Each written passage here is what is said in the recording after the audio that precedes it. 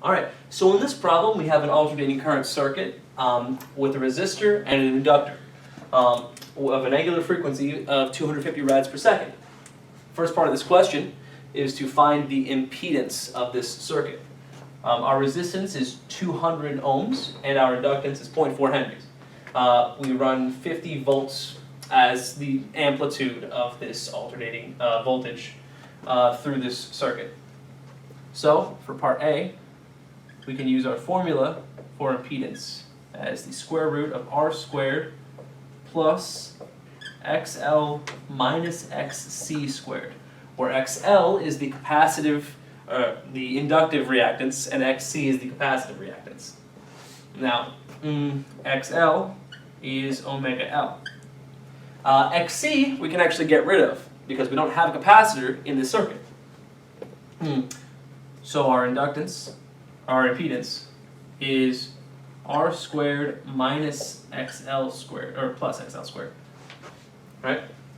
XL numerically is going to be 0.4 times 250, which is 100 ohms. Plugging into here, we have 200 squared plus 100 squared, which is going to be 100 root 5 ohms.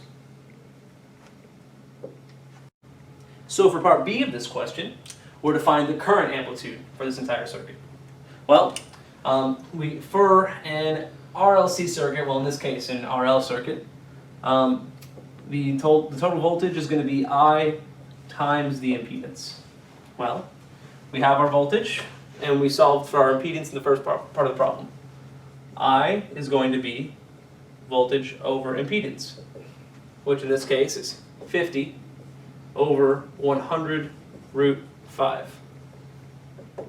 This becomes 1 over 2 root 5, or root 5 over 10 amps. Alright, so in this part of the problem, for part C, we're supposed to find VR and VL, the voltage across the resistor and the voltage across the inductor, separately. Well, for VR, as opposed to V equals IZ, VR is just going to be IR. Well, we know our current from part B of the problem, and we know the resistance from the circuit. Well, this is going to be root 5 over 10 times 200, which is going to be 20 root 5 volts. VL is going to be I times XL, the inductive reactance. Well, we know XL from the first part of the problem to be 100 ohms. So it's going to be root 5 over 10 times 100, which is going to be 10 root 5 volts. Alright, so for part D of this problem, we're to find the phase angle. Phase angle is given by this formula.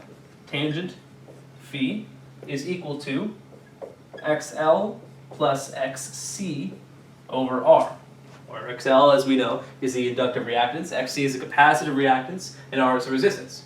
Well, since our circuit does not have a capacitor, we can ignore this. So we just get XL over R. XL, as we figured out in part A, is going to be 100 ohms, and R is 200 ohms. So this is 1/2. So we have tangent theta is equal to, or tangent phi is equal to 1/2. Doing the inverse tangent of this, I'll save the calculation, yields approximately 26.6 degrees. Alright, so in this part of the problem, we have to draw out the phasor diagram. So the phasor diagram involves these vector-looking things called phasors. Now, it involves normally 3 phasors. The voltage for the resistance, the voltage for the inductance, and the voltage for the capacitance. The voltage for the capacitance lags behind 90 degrees. The voltage for the inductance is ahead 90 degrees. Now, since our circuit does not have a capacitor, we can ignore this final voltage. add these two phasors together, and we get our total voltage for the whole circuit. Now, the angle between this voltage and this voltage is the phase angle that we calculated earlier, where the magnitudes of these two vectors are 20 root 5 volts and 10 root 5 volts respectively.